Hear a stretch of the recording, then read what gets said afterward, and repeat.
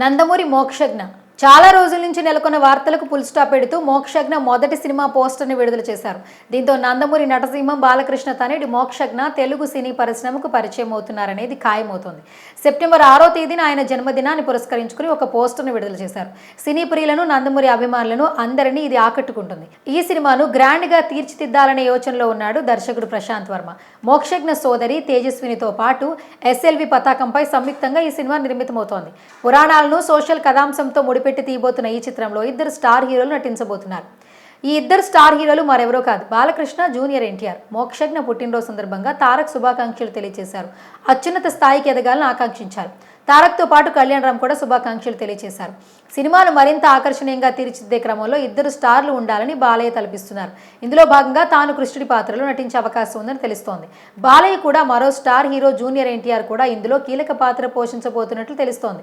ఇటీవల సినిమాల్లో క్యామియో పాత్రలకు ప్రాధాన్యత ఉంది. సినిమాలు హిట్ అవడంలో క్యామియో పాత్రలో పోషించిన నటుల పాత్ర కూడా ప్రధానంగా ఉంటుంది. అటువంటి క్యామియో పాత్రలు మోక్షజ్ఞ సినిమాలో కూడా ఉండాలనేది బాలయ్య యోచన. అయితే జూనియర్ ఎన్టీఆర్కు, నందమూరి కుటుంబ సభ్యులకు బాలయ్యకు మధ్య కొన్నాళ్ళ నుంచి విభేదాలు కొనసాగుతున్న విషయం తెలిసిందే. చంద్రబాబు అరెస్టు విషయంలో కూడా తారక్ ఏమాత్రం స్పందించలేదు. దీనిపై తెలుగుదేశం పార్టీ శ్రేణులు తీవ్ర స్థాయిలో మండిపడ్డారు. రాజకీయాలకు, సినీ రంగానికి చెందిన ఒక వ్యక్తి వీరి మధ్య రాయబారు నడిపినట్లు తెలుస్తోంది. జరిగిందేదో జరిగిపోయింది. ఇలా విభేదాలతో విధీన పడే బదులు హుందాగా కలిసి ఉంటే ఎన్టీ రామారావు పేరు చెక్కు చెదరకుండా నిలిచి ఉంటుందని, సినీ రంగంలో ఉన్న పోటీని తట్టుకోవాలంటే కలిసి ఉండటమే మంచిదని చెప్పినట్లుగా తెలుస్తోంది. తారక్ కూడా ఈ సినిమాలో నటించడానికి అవకాశం ఉందంటున్నారు. కొద్ది రోజులు ఆగితే కానీ దీనిపై ఒక స్పష్టత వచ్చేలా లేదు. ఇదిలా ఉంటే మోక్షజ్ఞ ఇండస్ట్రీ ప్రయాణానికి బాలయ్య సరైన మార్గాన్ని రూపొందిస్తున్నారు. మొదటి సినిమానే కాక తరువాతి సినిమాలకు కూడా లైన్ క్లియర్ చేస్తున్నాడు. తదుపరి చిత్రాలపై కూడా జాగ్రత్తగా ప్లాన్ చేస్తున్నారు. హీరోకి బీభత్సమైన మాస్ ఎలిమెంట్స్ ఇచ్చి హీరోయిజాన్ని పతాక స్థాయిలో చూపించే బోయపాటి శ్రీనుకు ఖరారు చేశారు. నిర్మాతలు ఎవరనేది ఖరారు కాలేదు. బోయపాటి దర్శకత్వంలో నటించడం వల్ల మాస్ ఫాలోయింగ్తో పాటు మంచి గుర్తింపు లభిస్తుందనే ఆలోచనలో బాలకృష్ణ ఉన్నారు. ఈ సినిమా తర్వాత మూడో సినిమా ఎవరితో చేయాలనేది కూడా బాలయ్య నిర్ణయించారు. కామెడీ ఎంటర్టైనర్ తెరకెక్కించే అనిల్ రావిపూడికి ఇంతవరకు ఫ్లాప్ లేదు.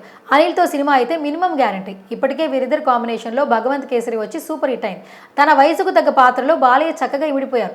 అనిల్ రావిపూడి అయితే మోక్షజ్ఞలో ఉన్న యాక్షన్ తో పాటు కామెడీని కూడా బయటికి తీస్తాడని భావిస్తున్నారు. ఇప్పటికే వెండి తెరకు పరిచయం చేసే క్రమంలో మోక్షజ్ఞకు 30 సంవత్సరాలు వచ్చాయి.